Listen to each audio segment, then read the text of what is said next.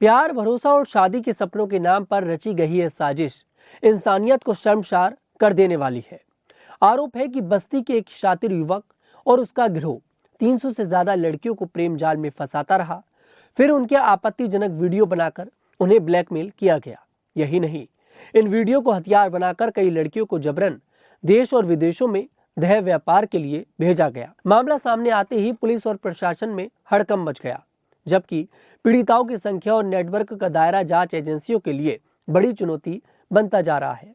ये कहानी बस्ती के कलवारी थाना इलाके की एक लड़की से शुरू होती है।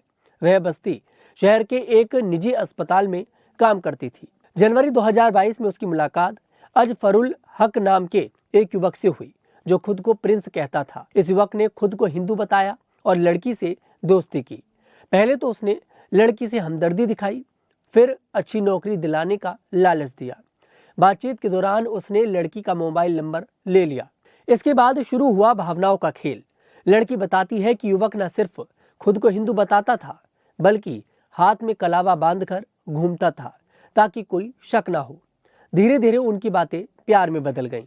एक दिन युवक ने लड़की का विश्वास जीत लिया और उसके साथ गलत काम किया। उसके बाद शादी का वादा करके बार बार उसका फायदा उठाया जाता रहा। लड़की का कहना है कि जब वह अपनी दुख भरी कहानी लेकर आरोपी के घर पहुंची और शादी की बात की, तो वहां सब कुछ और डरावना हो गया।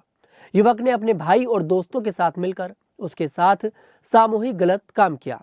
जब उसने विरोध किया तो उसे और उसके परिवार को बुरी तरह सजा देने की धमकी दी गई। लड़की का दावा है कि अगर वह आरोपी के पास नहीं जाती तो उसके परिवार को मानसिक रूप से परेशान किया जाता। यहाँ तक कि उसके भाई को अगवा करने की धमकी भी दी गई। हालात ऐसे बना दिए गए कि वह मजबूरी में बार बार आरोपी से मिलने जाती रही। उसे लगता था कि कोई रास्ता नहीं है और वह फंस चुकी है। हर दिन डर के साए में जीना पड़ता था। परिवार को कुछ बताने की हिम्मत नहीं होती थी, क्योंकि आरोपी के पास उसके गंदे वीडियो थे। वह सोचती थी कि अगर ये वीडियो बाहर आए तो उसकी जिंदगी बर्बाद हो जाएगी। जांच में पता चला है कि आरोपी और उसके गिरोह के लोग लड़कियों के निजी समय के दौरान गुप्त रूप से वीडियो और फोटो बना लेते थे। बाद में इन्हीं वीडियो से लड़कियों को ब्लैकमेल किया जाता। वीडियो सोशल मीडिया पर डाल देने, परिवार को बदनाम करने और झूठे केस में फंसाने की धमकियां दी जाती। इससे लड़कियां टूट जाती और आरोपी की हर बात मानने को तैयार हो जाती। पीड़ित लड़की ने पुलिस को दिए बयान में कहा कि आरोपी और उसका भाई इस तरीके से लगभग 300 लड़कियों को फंसा चुके हैं। इन सभी के वीडियो बनाकर उन्हें अलग अलग राज्यों और नेपाल जैसे देशों में बदन बेचने के लिए भेजा गया। लड़कियां डर के मारे चुप रहती थीं और गिरोह का काम चलता रहता था। यह एक संगठित तरीके से चलाया जाने वाला अपराध था, जहां हर कदम परियोजना होती थी। पहले दोस्ती, फिर प्यार, फिर गलत काम और आखिर में ब्लैकमेल। पुलिस ने पुरानी रिकॉर्ड देखे तो पता चला कि अजफरुल हक उर्फ प्रिंस पहले से ही अपराधी है। थाने में उसकी हिस्ट्री है और कई पुराने केस उसके नाम पर दर्ज हैं। पीड़ित लड़की का आरोप है कि आरोपी के घरवाले भी इस गंदे काम में शामिल थे। उन्होंने भी उसे बदन बेचने के धंधे में धकेलने की कोशिश की। लड़की कहती है कि यह सिर्फ एक घटना नहीं है, बल्कि एक बड़ा गिरोह है जिसमें कई लोग शामिल हैं। इसका फैलाव सिर्फ बस्ती तक नहीं है, बल्कि दूसरे इलाकों में भी है। लड़कियां फंसती जाती और गिरोह अमीर होता जाता।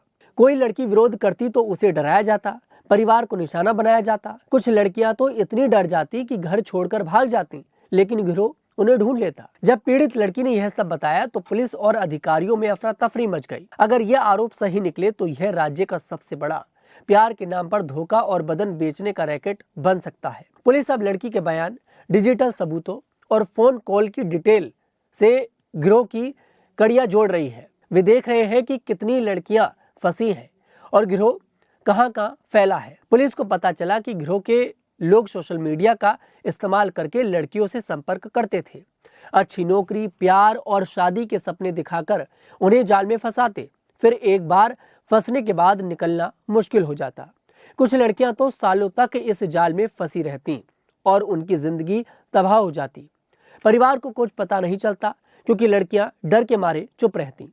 मामले की गंभीरता को देखते हुए कोतवाली पुलिस ने मुख्य आरोपी अजफरुल हक उर्फ प्रिंस समेत 8 लोगों के खिलाफ रिपोर्ट दर्ज की है।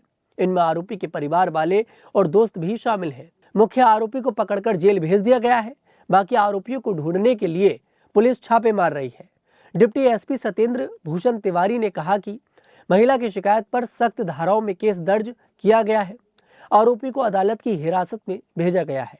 जांच के दौरान जो भी नए तथ्य मिलेंगे उनके आधार पर आगे कार्रवाई होगी। पुलिस यह भी देख रही है कि क्या इस गिरोह का कनेक्शन दूसरे राज्यों या विदेश से है। वे फोन रिकॉर्ड, बैंक डिटेल और सोशल मीडिया अकाउंट जांच रही है। सूत्र बताते हैं कि पुलिस की शुरुआती जांच में ऐसे सबूत मिले हैं कि कुछ पीड़ित लड़कियों को नेपाल और भारत के दूसरे राज्यों में भेजा गया। इसके लिए वे एजेंटों, ठिकानों और संपर्कों का इस्तेमाल करते थे। मोबाइल डेटा और सोशल मीडिया की फोरेंसिक जांच हो रही है। अब गिरफ्तारी के बाद इस गंदे खेल की परतें खुल रही हैं। आने वाले दिनों में जैसे जैसे जांच आगे बढ़ेगी, पता चलेगा कि 300 का आंकड़ा सही है या इससे भी बड़ा नेटवर्क छिपा है। पुलिस को लगता है कि और भी कई लड़कियां सामने आ सकती हैं जो अब तक चुप है। वे डर के मारे कुछ नहीं कह रही हैं, लेकिन अगर पुलिस उन्हें विश्वास दिलाए तो वे बोल सकती हैं। यह पूरी घटना हमें सोचने पर मजबूर करती है कि कैसे कुछ लोग प्यार और विश्वास का गलत फायदा उठाते हैं। लड़कियां सपने देखती हैं अच्छी जिंदगी के, लेकिन ऐसे लोग उन्हें बर्बाद कर देते हैं। समाज में ऐसी घटनाओं से बचने के लिए जागरूकता जरूरी है। परिवारों को बच्चों से खुलकर बात करनी चाहिए। लड़कियों को अजनबियों पर जल्दी विश्वास नहीं करना चाहिए। पुलिस को भी ऐसे गिरोह पर सख्ती से नजर रखनी चाहिए। यह मामला सिर्फ एक इलाके का नहीं है, बल्कि पूरे देश में ऐसी समस्याएं हैं। सरकार को भी ऐसे अपराधों के खिलाफ कड़े कानून बनाने चाहिए। पीड़ितों को मदद मिलनी चाहिए ताकि वे अपनी जिंदगी नए सिरे से शुरू कर सकें। यह घटना सबक देती है कि प्यार में अंधे ना हो। विश्वास जीतने वाले हर इंसान सच्चा नहीं होता। परिवार से बात करें, दोस्तों से सलाह लें, सोशल मीडिया पर सावधान रहें। पुलिस को जल्दी बताएं अगर कुछ गलत लगे, तभी ऐसी साजिशें रुकेंगी, इंसानियत बचेगी, पीड़ित लड़कियों को न्याय मिले और गिरोह सजा पाए, यही उम्मीद है। इस रिपोर्ट पर क्या है आपकी राय, कमेंट सेक्शन में जरूर बताइएगा। मैं तनुज दीक्षित और आपसे मुलाकात करूंगा। तब तक के लिए हमारे साथ देखते रहिएगा न्यूज़ 15।